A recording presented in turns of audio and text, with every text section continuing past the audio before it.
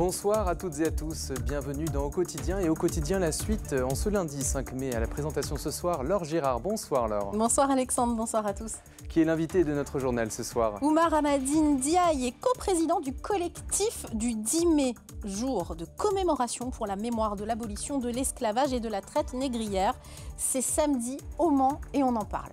Et dans la suite, qui recevons-nous? Alain Levieux est représentant de BNI France pour le nouveau BNI entre la Flèche et Sablé. Un BNI, qu'est-ce que c'est? C'est un réseau d'entrepreneurs locaux qui souhaitent créer des synergies et donc du chiffre d'affaires sur notre territoire. Plus de précisions dans la suite de Quotidien, mais tout de suite, on passe à l'actu du jour.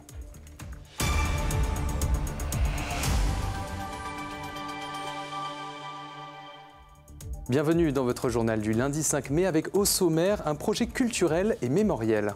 La Bobinothèque, une association qui collecte les vieilles bobines, les vieilles photos et autres négatifs afin de conserver la mémoire audiovisuelle de la Sarthe. Dans le reste de l'actualité, la pose de la première pierre d'une future maison de santé pluridisciplinaire à Coulennes et puis les rêves de monter en Ligue 2 qui deviennent de plus en plus crédibles pour le Mans FC suite au match nul contre Rouen vendredi.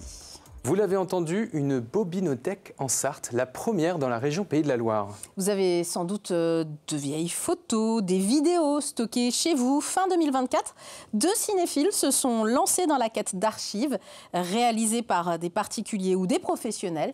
La Bobinothèque, le nom de cette cinémathèque sartoise, propose de les numériser et de les partager ensuite avec les archives départementales de la Sarthe. Ce lundi, c'est un véritable trésor qu'ils ont découvert. Alexandre Ferrer.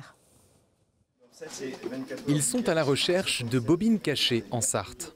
Gilles et Didier rencontrent des particuliers qui se débarrassent de leurs documents photos et vidéos. Et dans cette maison, ils font une sacrée trouvaille. On voit surtout des fonds comme celui-ci qui sont amenés à disparaître très vite si on ne s'en occupe pas. Et ce serait vraiment dommage parce que là, vous allez vous en rendre compte, quand je dis que c'est une mine d'or, c'est toute une histoire, toute une histoire très très documentée par un passionné des 24 heures du Mans qui a filmé, donc ça c'est la partie qui nous intéresse, mais qui a bien organisé toutes ces archives. Ce travail, c'est celui de Bernard Chotard. Des centaines de documents sur le circuit des 24 heures des années 50 à 2020 sont méticuleusement rangés. Après cette découverte, photos, bobines, cassettes compléteront la collection des archives départementales de la Sarthe. Mon papa, il serait tellement heureux de savoir qu'un jour, ce serait transmis aux archives. Il faisait ça uniquement pour la mémoire et la transmission. Mémoire culturelle, patrimoniale ou même familiale, pour l'association La Bobinothèque, tout est bon à prendre. Donc si on ne les prenait pas, est-ce que ça va à la benne, à la déchetterie? Donc on les prend. Ceux-là, oui, ceux-là, oui. L'identité de la Sarthe, c'est pas que les 24 heures, mais c'est tout le patrimoine industriel, les vies locales dans les villages. Même derrière un film amateur de mariage ou de communion, on se dit c'est personnel, ça intéresse personne. Mais les réalisateurs, s'ils sont un petit peu originaux, ils peuvent nous dévoiler des images qui sont aujourd'hui intéressantes. Ce qui était de la vie courante à l'époque peut nous documenter aujourd'hui. Une fois numérisés, les plus curieux pourront découvrir ces précieux documents en ligne ou lors de projections organisées sur le territoire. Mis en accusation par plusieurs anciens élèves, le professeur se serait suicidé. L'ancien professeur du lycée militaire du Prytanée de la Flèche, mis en cause pour des viols et agressions sexuelles présumées sur une dizaine de lycéens, a été retrouvé mort samedi 3 mai 2025. Dans un communiqué, la procureure de la République du Mans précise que l'hypothèse du suicide est privilégiée. Direction Coulennes, où une nouvelle maison de santé pluridisciplinaire est en construction. Elle doit ouvrir d'ici 2027 pour accueillir une trentaine de praticiens et incarne un véritable changement de modèle pour les professionnels de santé. Le reportage d'Anthony Piton. Le chantier a commencé en septembre dernier. Ici, en 2027, s'élèvera une nouvelle maison de santé. Plus grande et plus moderne, elle remplacera une structure devenue trop exiguë. C'est un bâtiment qui sera propre, écologique, plus lumineux, avec plus de place. Derrière ce projet, le soutien de la métropole du Mans qui finance l'essentiel du bâtiment. Budget total 8 millions d'euros. Fini le modèle traditionnel des médecins propriétaires via une SCI. Ici, place à la location. Le modèle de l'ancienne maison de santé de Coulennes, qui a été construite dans les années 1970, n'est plus adapté aujourd'hui. J'allais dire qu'il est obsolète parce que les médecins étaient copropriétaires de ce bâtiment et ils ne trouvaient pas d'acheteurs. 11 cabinets médicaux seront installés au rez-de-chaussée pour accueillir généralistes, spécialistes, infirmiers, kinés ou encore orthophonistes. Une organisation nouvelle centrée sur la pluridisciplinarité. C'est ce qu'on appelle l'exercice coordonné de la médecine. Le soin et l'accès aux soins doit être diversifié. On a besoin des médecins, c'est indispensable, mais on aura aussi besoin beaucoup des paramédicaux. Un changement de modèle qui veut séduire une nouvelle génération de soignants et garantir l'accès aux soins aux habitants de Coulennes. On passe tout de suite à l'invité de notre journal et nous recevons ce soir Oumar Hamadi Ndiaye, coprésident du collectif du 10 mai qui organise en Sarthe la première journée de commémoration pour la mémoire de l'abolition de l'esclavage et de la traite négrière. C'est samedi au Mans. Mais d'abord, avant de parler de cet événement et de ces commémorations samedi au Mans, Oumar Ndiaye, je vous propose de regarder une petite vidéo courte pour un point de départ en fait, de notre discussion. C'est la Fondation pour la mémoire de l'esclavage qui publie beaucoup de vidéos et qui publie cette vidéo de Christiane Taubira en 2021. Rappelons qu'elle est à l'origine de la loi tendant à la reconnaissance de la traite et de l'esclavage en tant que crime contre l'humanité, dite loi Taubira, loi du 21 mai 2001. Elle explique pourquoi la journée du 10 mai est si importante. On l'écoute. Pourquoi commémorer, faire mémoire ensemble, se souvenir, sinon pour vivre? Il faut se souvenir par exigence de vérité, par loyauté envers celles et ceux qui ont souffert, ont subi, résisté, se sont battus, ont marronné au nom de la liberté. Par loyauté aussi envers celles et ceux qui se sont montrés solidaires, ont protesté, agi au nom de la fraternité et de l'égalité. Voilà Oumar Hamadi Ndiaye, vous êtes coprésident du collectif du 10 mai au Mans. D'abord, pourquoi avoir créé ce collectif en Sarthe ? Bonjour Laure Gérard. Alors donc pourquoi on a mis en place ce collectif? Comme je venais de Montpellier et à Montpellier il y avait le collectif du 10 mai et en 2017 j'ai eu un contrat pour travailler à l'université.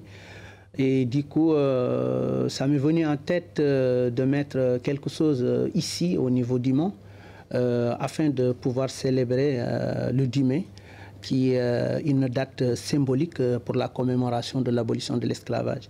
Donc du coup, j'en ai parlé lors d'une assemblée générale de l'association Sénégal Sikanam, d'où j'ai été invité. J'ai soufflé l'idée à Steve Béliard et à certains membres de l'association qui étaient là-bas. Donc ils m'ont dit, oui, il faut y aller vite, si on veut faire quelque chose d'ici le 10 mai, parce qu'on était au mois de janvier. Et c'est allé vite, voilà, parce que vous avez rencontré les bonnes personnes. Oui, donc du coup, l'idée, comme j'ai dit, ça veut dire que c'était une idée que j'avais, l'idée à l'état brut. Donc, quand j'en ai parlé, les gens se sont appropriés de cette idée qu'on s'est dit là, il faut mettre ça en place. Voilà. L'intéressant, c'est que vous vous rendez compte qu'en Sarthe et comment il y a beaucoup d'associations qui veulent bien justement participer au collectif, déjà une dizaine. Ça peut grossir, vous êtes invité à aller, je vous le dis tout de suite, sur la page Facebook collectif du 10 mai-du-6 Le Mans et vous allez trouver effectivement les contacts et autres. On peut en citer quelques-unes, ACMA Caraïbes, Okiam, ONG La Teranga, Le Mans Mayotte, évidemment nos amis de Mayotte qui ont subi le cyclone Chido il n'y a pas longtemps. Eh ben, ils sont avec vous, la LDH, la Ligue des droits d'homme, etc., etc. Des membres individuels également. Tout le monde peut vous rejoindre. Et tout le monde peut vous rejoindre samedi. Ça tombe bien parce que c'est une première et le 10 mai cette année, ça tombe un samedi. Donc c'est chouette. Oui, donc du coup, c'est l'occasion, c'est le moment parce que c'est ce qu'on rêvait. Ouais. Et le fait que le 10 mai soit un samedi et puis potentiellement avec la météo, je pense qu'elle sera clémente avec nous. 14h, rassemblement place de la République. Rassemblement place de la République, on invite tout le monde. Il y aura les autorités donc de la municipalité, monsieur le maire, on a envoyé une invitation. Puis on a envoyé aussi des invitations au niveau de la préfecture, au niveau des autres mairies de l'agglomération. Coulennes, Allonne, etc. Allonne, etc. L'important c'est... aussi. Donc on a envoyé aussi... C'est de faire un moment de commémoration très solennel, parce que c'est vraiment important, la reconnaissance, le fait de parler et de toujours parler de ce sujet, de l'esclavage, qui a été mis sous le tapis pendant très longtemps en France. Ouais. Ça veut dire, nous, il est de notre devoir, en tant que collectif ou personne sensible à la cause, d'essayer de faire ce petit rappel. C'est quelque chose qui est fondamental. Comme le disait Joseph Ndiaye, c'était le conservateur de la maison de l'esclavage au Sénégal, à Gorée, où il y avait la porte de non-retour, comme vous voyez aussi dans l'affiche. Donc il disait, voilà, c'est 3 siècles, voire 4 siècles, donc on n'a pas le droit d'oublier ceci. Donc il est de notre devoir de faire ce petit rappel. Donc il y a pas mal d'associations engagées pour cette cause. Alors justement, à 16h, 14h, c'est le rassemblement Place de la République, les commémorations très solennelles. Mais ça fait du bien aussi de se retrouver et d'être dans le partage et de faire un peu la fête. Donc il y a des animations salle Pierre Guédou, un rendez-vous plutôt destiné aux enfants et aux familles avec goûter offert, je le précise. À partir de 16h, c'est l'entrée du public. De 16h à 18h, des ateliers peinture. 16h, 23h, des expositions. Les contes de Kévi pour l'association Okiam. On embrasse Kévi, tout le monde la connaît sur LMTV. Un quiz sur l'esclavage à 17h30, des lectures de plusieurs personnes. Okiam propose des danses, évidemment, et à 18h30 du théâtre avec ACMA, suivi d'un échange avec le public. 19h, un temps plus officiel, des prises de parole officielles sont prévues pour terminer cette journée? Oui, c'est ça, parce que comme on en a discuté le samedi passé, on a organisé notre dernière réunion le samedi à la Maison des Associations. Donc l'idée, c'est de faire le rassemblement symbolique au niveau de la place de la République à 14h, puis à 19h avec l'accueil solennel des officiels où on pourra faire des discours, notamment on attend un discours du monsieur le maire et des députés. Et des échanges surtout, enfin, les gens sont invités à venir échanger avec les membres des associations, c'est l'idée. Oui, surtout parce que l'idée c'est qu'il y ait des témoignages, des personnes qui ont des vidéos ou des photos, des images, des livres qui parlent du thème. D'ailleurs, on voulait même inviter des experts en la matière, mais cette année-ci, on était un peu pris par le temps. Il y avait un qui devrait venir, mais comme on le dit, les moyens ne sont pas au rendez-vous, mais l'année prochaine, parce qu'on avait Viséo, c'est une première. Et comme je le dis, c'est une première au niveau du Mans. Donc voilà, on invite vraiment tout le monde, toutes les personnes sensibles à la cause, les autorités, tout le monde de venir. Je dois quand même rappeler, ça se faisait avec l'ACMA Caraïbes, ACMA Caraïbes qui organisait ceci, mais ce n'était pas aussi visible que ça. Donc ACMA Caraïbes est avec nous et les autres associations comme vous avez citées. Toutes les autres associations. Le collectif du 10 mai Le Mans sur la page Facebook, vous avez toutes les infos. Rendez-vous samedi 14h, place de la Rep et ensuite salle Pierre Guédou à partir de 16h pour plein d'animations. Merci d'être venu nous en parler. Oui, on va parler aussi de Haïti. Ouais, on n'a plus le temps, par contre, on en parlera une prochaine fois. Allez sur la page Facebook. Donc venez nombreux samedi et on remercie Madame Laure Girard. Merci. Merci à tous. Ce pâtissier sartois veut courir 24 marathons en 24 heures, un projet plutôt ambitieux, Laure. Oui, vous avez bien entendu, 24 marathons en 24 heures. Christophe Chartier s'est lancé ce défi solidaire complètement fou. Il court pour l'association CIM 72 qui se bat pour la reconnaissance du handicap invisible. Depuis le 1er janvier, l'athlète se prépare. Course à pied, vélo, natation, 6 jours sur 7 en plus de son métier de boulanger. Ce lundi, il court son 4e marathon à Moncé-en-Belin. On l'écoute. Avec toutes les épreuves des 24 heures, donc ce chiffre est très important dans le département. Au début, j'avais pensé à 72, le numéro du département, mais c'était un peu trop. Et pourquoi le marathon? Eh bien, c'est la seule épreuve d'athlétisme qu'il n'y a plus dans le département. Il y a tout un travail physique en premier lieu, mais il y a tout un travail mental aussi. Moi, ma motivation, c'est l'association. Je sais pourquoi je le fais. Et pour moi, je ne vais pas dire que c'est facile, parce que physiquement, par moments, ça peut être dur. Mais avec le mental, on peut faire plein de choses, en fait. Le MSB recrute un pigiste médical. Arrivé ce lundi de l'intérieur américain West Dreamer pour pallier l'absence de Tashon Thomas, blessé au majeur gauche et qui ne refoulera pas les parquets cette saison. Un joueur remplaçant qui a évolué au sein de l'équipe allemande des Dresden Titans en Pro A, la deuxième division du pays, avec 16,9 points et 7,7 rebonds en moyenne. Le club se dit ravi de l'accueillir dans un contexte de course au play-off et fait le nécessaire pour le qualifier dès cette semaine en vue de la réception de l'Asvel le lundi 12 mai. Toujours avec le Mansart Basket qui réalise une sacrée performance dans le Nord. Diminuer les joueurs de Guillaume Vizade, privés de Trevor Hudgens et de Tashon Thomas, les Manceaux ont disposé de Saint-Quentin 89-91 dans un final haletant porté par Trey Buchanan et 22 points. Qui marque 22 points. Les Tangos brisent une série de 5 défaites de rang à l'extérieur en championnat. Ils ne sont plus qu'à un succès d'assurer au moins la 6e place et donc une qualification directement pour les playoffs. Prochain match contre l'Asvel, lundi à Antares. Côté foot maintenant, Le Mans FC est-il vraiment en route vers la Ligue 2 ? En tout cas, les planètes s'alignent en ce moment pour les Sartois, même si les joueurs de Videra n'ont pu faire mieux qu'un nul contre Rouen. L'écart grandit encore entre les 100 et Or et Boulogne. Le tout porté par un public nombreux et bruyant, 1100 spectateurs. Le film du match avec Colin Ancel. Au sol, de déception. De l'emportement après le coup de sifflet final entre deux coachs très amis. On pourrait croire que Le Mans FC s'est incliné, mais non. Devant 11 573 personnes, les Sartois ne sont plus qu'à 3 matchs d'une potentielle remontée en Ligue 2. Pas de calcul, il faut marquer, Harold Voyer l'a bien compris. Après le but qu'on met, on s'est un peu relâché. Et voilà, je trouvais personnellement que ce soir, on a un peu manqué d'agressivité et de présence. 5 minutes après l'ouverture du score, Rouen égalise. Le Mans avait fait le plus dur et se retrouve de nouveau à égalité. Pire, à quelques minutes de la mi-temps, les locaux concèdent le pénalty et se retrouvent menés 2-1 à la pause. Tandis que les Normands gagnent du temps, ce sont les supporters qui tentent de donner le supplément d'âme.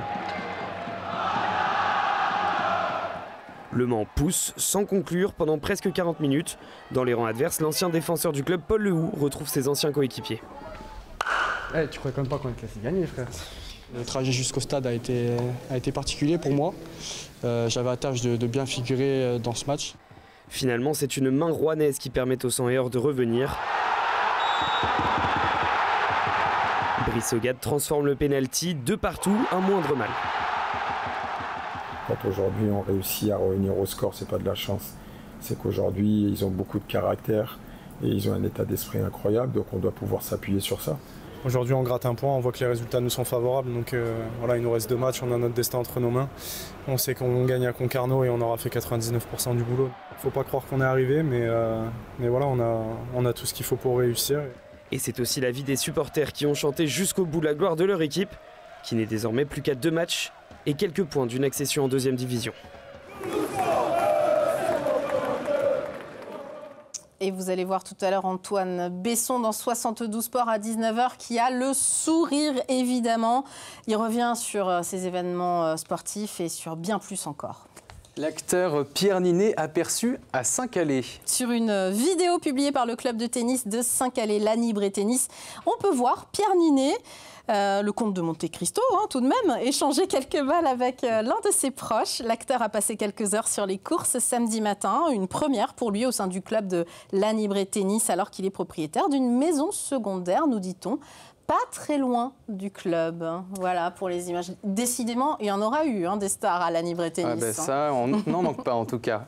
Laure Girard reçoit dans quelques instants, parce que c'est la fin de Au Quotidien, et Au Quotidien, la suite revient dans quelques instants. Laure Girard reçoit Alain Levieux, représentant de BNI France dans le département sartois.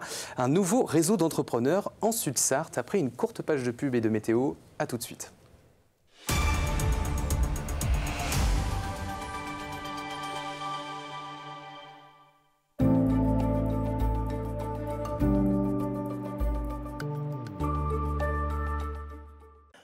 Bonsoir messieurs, dames, ravi de vous retrouver pour ce nouveau bulletin météo. J'espère que vous allez bien. Merci à vous de nous avoir choisis sur LMTV Sarthe pour passer cette soirée ensemble avec au programme un ciel plutôt bien dégagé sur l'ensemble du territoire. À l'image de cette carte, vous le voyez, on va pouvoir profiter des étoiles. Côté température, celle-ci évolue entre 10 et 12 degrés avec 10 degrés pour Alençon, Blois ou encore pour la Ferté-Bernard. Idem pour Mamers ou encore du côté de Silleguium, 11 degrés au Mans. À se partager avec Angers ou encore à Tours et 12 degrés à Montval-sur-Loire. Alors pour la journée de mardi, au lever du jour, un ciel assez variable avec une alternance d'éclaircies, de passages nuageux, de températures qui au petit matin évoluent entre 6 et 8 degrés. Ça restera plutôt bien homogène, comptez 6 degrés pour la Ferté-Bernard ou encore du côté de Silleguium, 7 degrés au Mans, pour la Flèche ou encore pour Laval, 8 degrés du côté de Tours. Pour la suite de votre journée, toujours ce ciel plutôt variable avec de belles périodes ensoleillées. À d'autres moments, quelques passages nuageux, alors des nuages qui n'apporteront pas de précipitations. Rassurez-vous, côté température, vous voyez, elles évoluent entre 18 et 20 degrés. On sera toujours un petit peu au-dessus des normales de saison, avec 18 degrés pour Alençon ainsi que pour Mamers, 20 degrés au Mans, idem pour la Flèche ou encore du côté de Tours. Pour la journée de mercredi, milieu de semaine et surtout la journée des enfants, le temps restera plutôt propice aux activités en extérieur avec toujours un temps calme et sec. On peut le dire quasiment estival avec des températures comprises entre 19 et 20 degrés. Et pour la journée de jeudi, jour férié, des nuages un peu plus nombreux. Alors bien évidemment, on affinera tout ça lors d'un prochain bulletin météo. Les températures, quant à elles, resteront plutôt stationnaires. En ce mardi 6 mai, on continue, les amis, de gagner quelques minutes de soleil. Je vous souhaite de passer une très bonne soirée.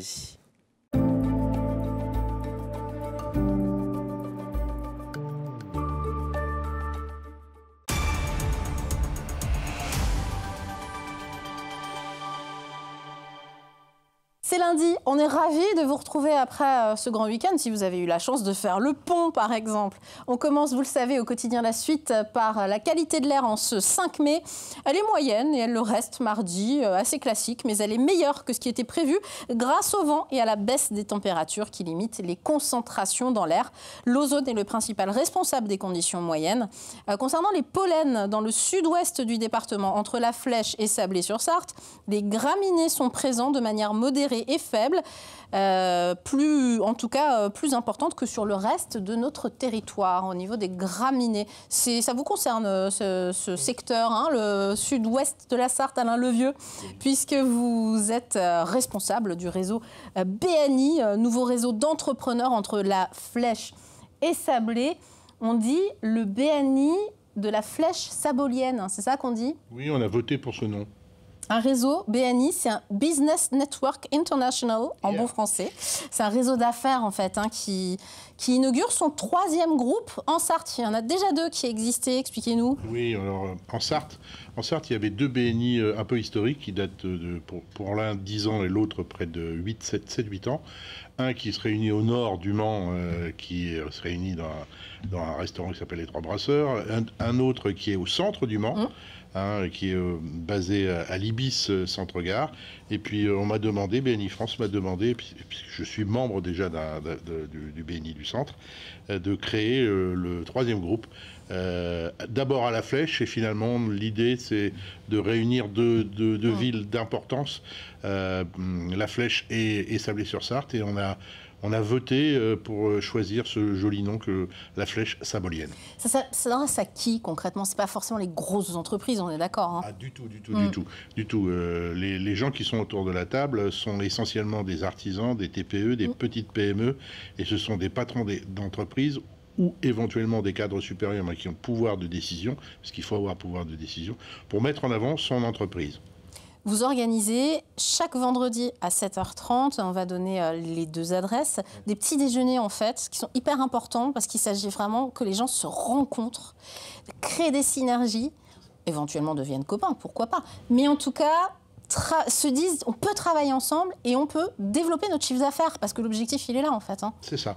Dans BNI, le mot B c'est business et donc l'idée c'est de faire des recommandations pour pouvoir créer du chiffre d'affaires et pour ça il faut bien se connaître.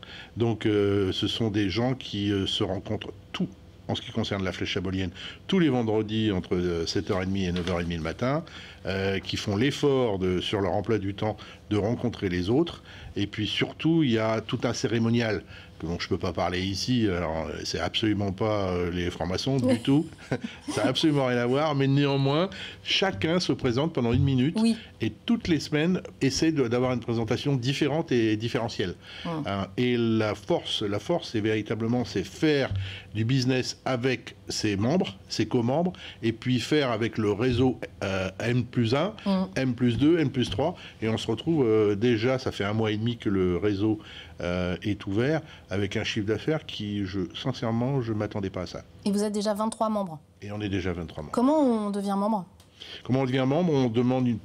On demande à venir assister à une matinale. Et on a vu le site internet, hein, vous avez vraiment un endroit sur le site internet, vous allez chercher le BNI, la Flèche Sabolienne, et vous allez vraiment trouver où cliquer pour faire une demande. Pour faire une demande. Une demande d'abord j'aime bien d'abord venir voir pour essayer de mieux connaître le groupe. Ensuite, si ça vous intéresse, vous faites une postulation, alors c'est un terme barbare, mais qui veut dire en fait qu'on postule. Derrière cette postulation, il y a un dossier à remplir, qui est relativement simple, c'est 2 pages, et derrière, vous êtes reçu par le comité des membres que j'ai fait mettre en place, et puis évidemment, à la fin, on rencontre moi pour voir quelles sont véritablement les motivations pour pouvoir adhérer. On adhère, évidemment, c'est pas gratuit d'adhérer, il y a un abonnement annuel. Hein. Oui, c'est ça. En fait, en première année, il y a ce qu'on appelle le coût d'adhésion, c'est un peu comme le téléphone. Le début, on paye une somme, et ensuite, c'est un abonnement annuel qui est de l'ordre de 1 584 € de mémoire hors taxe. C'est précis même. Attention, il y a 2 lieux de réunion, donc, puisqu'on a parlé de la Flèche et de Sablé. Les mois pairs à la Flèche, donc, on l'a dit, vendredi 7h30, c'est au Garde-Manger, 79 rue du Maine, à Bazouges. On le sait, c'est juste à côté de la Flèche, vous connaissez évidemment. Et c'est un très bon restaurant, m'a-t-on dit. Un certain Alain Levieux m'a dit que c'était un très bon resto. Et les mois impairs, donc, en mai, pour les prochains rendez-vous, ça se passe au Campanile de Sablé-sur-Sarthe. C'est à Vion, route de la Flèche, à Vion, juste à côté de Sablé. Un dernier mot, les tête-à-tête. Vous organisez aussi des tête-à-tête. C'est important pour vous, expliquez-nous. C'est-à-dire que le tête-à-tête, c'est que si vous voulez bien recommander un de vos membres, il faut bien le connaître. Et pour le bien connaître, il faut le rencontrer. Et ce qu'on demande à tous les membres, c'est tous les 6 mois de voir l'ensemble des membres. C'est-à-dire qu'en clair, ils se prennent des rendez-vous toutes les semaines, ils essaient d'en avoir 1, voire 2 par semaine. Et pendant une demi-heure, 1 heure, 1h30, il y en a même qui ont fait 3 heures, où ils se sont recommandés et ils se sont surtout expliqués quel est ton métier, quelle est ton entreprise. Moi, je vais te parler de la mienne, d'abord tu me parles de la tienne, etc. Ça se fait en général autour d'un café ou d'un repas, c'est très convivial. La convivialité est très importante. Et la méthode très structurée, vous allez le voir si vous allez sur le site bnifrance.fr, a fait ses preuves. Ça aide vraiment les professionnels à bâtir un réseau solide. Ça favorise les échanges et en plus, si c'est sympa, dans des endroits conviviaux. Oh, mais très conviviaux. Et en fait, l'idée, c'est de faire du business, ça c'est évident. Mais l'idée, c'est surtout de mettre en avant le tissu économique local. Alain Levieux, merci 1000 fois. bnifrance.fr pour les entrepreneurs, les TPE, les PME, les artisans qui sont entre la Flèche et Sablé. Merci. Merci beaucoup. Mardi, on reçoit Christine Poupineau, première adjointe du Mans et présidente du Mans Métropole Habitat, qui nous parle d'une journée exceptionnelle. C'est une première organisée par le Mans Métropole Habitat ce mardi, quartier des Glonnières. Son nom, Mon quartier au féminin, on y parle santé, emploi, entrepreneuriat. L'événement est là pour donner des clés pour toutes et pour tous. Et en deuxième partie, Anaïs Jaunet est journaliste. Elle sort un recueil d'histoires qui s'appelle Vieux. Et alors, elle est allée glaner les histoires de personnes qui vivent en EHPAD dans le Grand Ouest. Il y a beaucoup d'humour, de drôlerie, plein de belles choses. Et voilà, et on décomplexe le grand âge et c'est tant mieux. Tout de suite, c'est lundi, 72 Sports, Antoine Besson qui revient sur toute l'actu sportive du week-end. Nous, on se dit à demain, 18h30 en direct. D'ici là, passez de très bons moments sur notre chaîne. Salut!